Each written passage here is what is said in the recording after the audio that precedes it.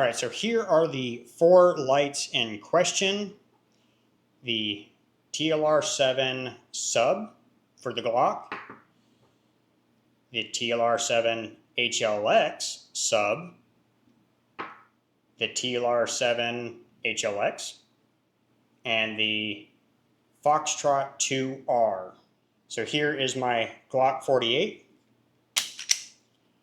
And this is the light that I use on it. And here's what the TLR7 Sub looks like on the Glock 48. Unfortunately, I probably can't even show the mounting of a light because YouTube would probably count that as modifying a firearm because YouTube is stupid and the moderators, the people looking at it, are also stupid. But yeah, so this is what it looks like with the TLR7 Sub. I like that it doesn't come out past the end of the muzzle. When lights stick out past the end of the muzzle, me personally, I don't like it. So that's what it looks like on the Glock 48. It doesn't mount to anything else because it's specifically for Glock. You're going to want to get the sub for your specific firearm. But like I said before, the TLR7 HLX Sub is the exact same footprint. It's just the bezel and potentially the interior is different. It comes with a rechargeable Streamlight battery. And this is what it looks like on my Smith & Wesson compact carry comp. You can see that it stops before the end of the muzzle, although it might go a little bit further back if I changed out the plate. I wasn't going to mess with that because I will have to send this back. Even if I do decide to go with this one, I'll have to send it back because the button on the right side is having issues. Like I have to push on it pretty hard. It's not clicking like the other side does.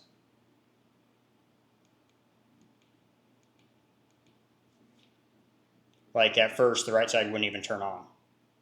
So I will have to send it back if I decide to keep this one. But that's what it looks like on the MMP 2.0. Now here is the TLR7 HLX, and it sticks out just a hair past the end of the muzzle. I think it's something that I could tolerate. It's not too offensive, like where it sticks way out. So I think it's something that I could tolerate. It's as far back as I can get it. I can't get it back any farther.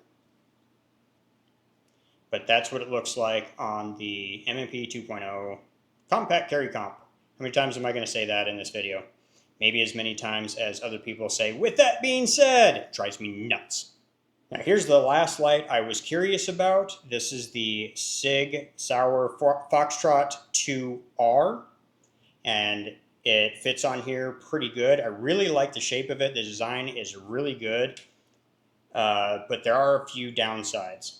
One of the downsides is that there are very few holster manufacturers making holsters that fit the Foxtrot 2. I did find one that does make them. Insane Kydex Creations does make holsters for the Foxtrot 2R. But the other downside, and why I probably won't be using this light, and Sig, hopefully if you're watching this, you might take this into consideration, is this switch right here. I mean, I guess it's on both sides, but the way that the switch works, that right there, I have picked this up multiple times where I've bumped it and I hit that switch up and then the light turns on. The switches on the Streamlights don't work going up. That's not how they work. So you can kind of push down because the action is basically this way. So there's like there's a hinge right up here. So when you push down, it hinges in, or you can push in, but you can't push up. With this, you push the up, there's only one function, on. It's not even momentary, it's just on. You cannot change that at all. You can't lock it out, you can't turn it off, you can't disable it, you can't turn it to momentary only, nothing. Up is on, stays on, both sides. Down, you have 3 modes. You can turn it into momentary only. You can turn it into latching, where it stays on. No matter if you hold it or just click it down, it'll stay on. Or how I have it set up is mode 3, where if you hold it down, it's momentary, or if you click it on, it's latching. So it's kind of like a dual mode. It'll do both, which is the same way that the Streamlights work. If you hold it down, it's basically momentary, and if you click it on, it stays on. So in that sense, it does work the same, but it's that up function that I cannot stand. I've bumped it multiple times. It's not just once. I've bumped it multiple times and bumped it on.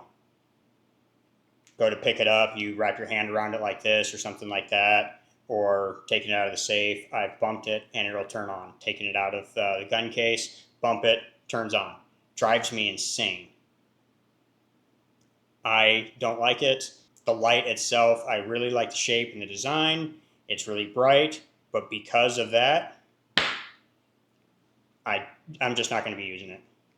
The way that you change these levers out, you get a bunch of different levers to choose from. I think you get like 6 different sizes. You get a whole bunch of them. I don't really care for the screw that you have to undo and then change the lever out. I'd say I don't care for that, but that's something that you're basically going to test, set it, and leave it that way. So it's not the end of the world. The levers on the Streamlight, most of them come with 2, this high one and a low one, and all you have to do is just take a punch. There's a tool that it comes with, and you just push that pin across, the lever comes off, you put the new lever on, and you push the pin back in. It's a lot easier and quicker to change out on here. Although, like I said, that's something that I could overlook because it's not something you're going to be doing all the time. It's not like you're going to be doing it all the time with the Streamlight either. But it's that up function that I just can't get past. You can't disable it. You can't lock it out. You can't get rid of it. You can't change the function. It stays the way it comes from Sig. And I don't like it. So we're going to take all 4 of them out into the backyard now. I'm not going to take them on the pistols. I'm just going to take the lights themselves, so you don't have to worry about that. I'm just shining the lights by themselves in the backyard. Okay, so the camera is set at 35 millimeters, and I have it locked out so that the ISO can't change. I'd say it's slightly brighter. My eyes can see slightly brighter, but I don't have the ISO cranked all the way up. I have it locked at a lower amount. ISO is 12,800. It may not mean anything to you, but that basically is controlling how much artificial light the camera is bringing in. So the first one is going to be the TLR7 Sub. This is going to be the lowest lumens, lowest Candela, so 500 lumens, 5,000 Candela. And without an issue, this lights up the other side of the backyard. The wall with the gate on it and the bougainvillea, that is 40 yards away. It's got a decent flood to it, and I would say a bright enough hotspot. This is more than adequate, in my opinion. Now, that's not to say that a brighter light won't disorientate your potential attacker, but in order to identify a target, this is more than adequate. Moving up the list, we have the TLR7 HLX Sub. So this is 1,000 lumens and 10,000 Candela. And if I understand it correctly, lumens is kind of like, think of it as the spread, and the Candela possibly the brightness in the hotspot. I don't know, that's the best way that I can understand it. I'm probably wrong, but it's got a decent amount of flood. From where I'm standing, it is lighting up 180 degrees perfectly from wall to wall, and lights up the other side of the backyard. Again, we have a decent amount, like a decent size hotspot, but also got some flood for peripherals. Lights up the other side of the backyard without an issue. Next up, we have the TLR7 HLX. This one is 1,000 lumens, 22,000 Candela. So this one, with my eyes, I'm basically kind of seeing 3 rings.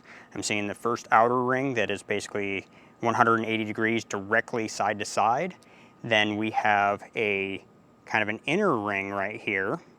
And then we have a hot spot right in the center. But it's kind of got like 3 distinct rings, according to my eyes. All right, last up we have the Foxtrot2R, and this one is 1,000 lumens and 20,000 Candela. So this one's got a tighter hotspot. Side to side, not quite as good. It's still lighting up 180 degrees wall to wall. I'm still gonna be able to see people just fine and identify a target coming from the side if it was to happen. But this one definitely has a tighter hotspot.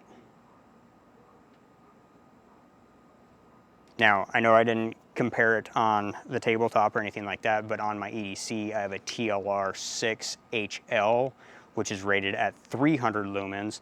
And just for quick comparison, that's what this light does. This is on my everyday carry. It is definitely not nearly as bright, but it is lighting up the back wall enough for me to identify a target, maybe not enough to disorientate somebody quite as much. But on a pistol like this, I'm not going to feel comfortable taking shots beyond that. Would you be able to justify stopping an imminent threat at that distance? Maybe an active shooter, but in any other situation, probably not. So now I kind of want to compare them side by side at the same time. So in my right hand, we got the TLR7 Sub, and then we have the HLX Sub. So over here is the Sub, over here is the HLX Sub. It is noticeably brighter. I'm not gonna lie, it is. The spill looks like it's about the same, but it's brighter.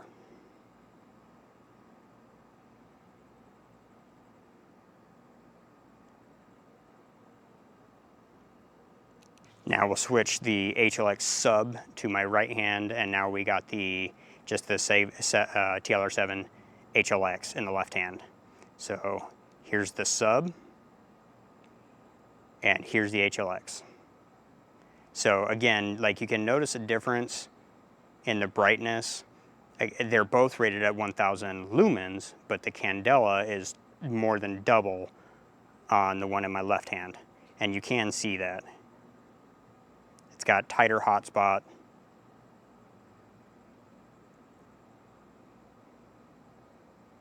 More flood with the Sub. Now, just because these are the most comparable, I'm going to do the Foxtrot2R in my left hand and the TLR7 HLX in my right hand. Both of them are 1,000 lumens, but the Foxtrot2R is 20,000 Candela, the Streamlight is 22,000 Candela. So here's the Streamlight first. Hopefully my neighbors aren't getting mad because I'm trying not to shine it right into their window. It is 9:30. And then here is the Foxtrot2R. So the Streamlight has a tighter center hotspot. The Foxtrot is just a little bit bigger. So we're going to turn it to auto ISO and let it do its thing now. Maybe you can see the hotspots a little bit better. So right here is the TLR7.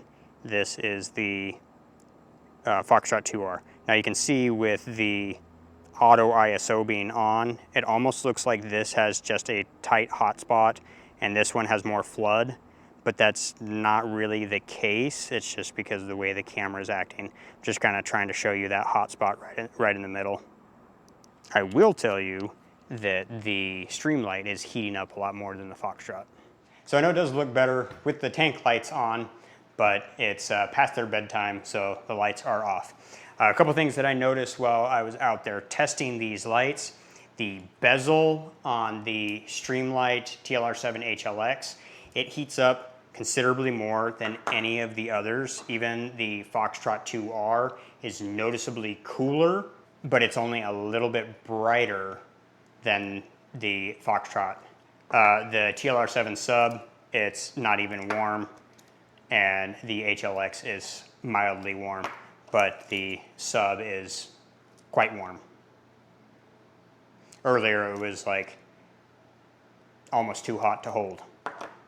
Another thing I want to mention, two of the Streamlights that I have here have rechargeable batteries, but they only come with one rechargeable battery each. The Foxtrot comes with two rechargeable batteries. The Foxtrot comes with rechargeable batteries that take a micro USB to plug in, and due to the shape, the way that it's kind of like weird shaped and got some sharp edges, the cord doesn't plug in very easily, whereas the Streamlight batteries use USB-C to charge them, which I think is better. They are easier to plug in. But again, you only get one instead of like the Foxtrot where you get two.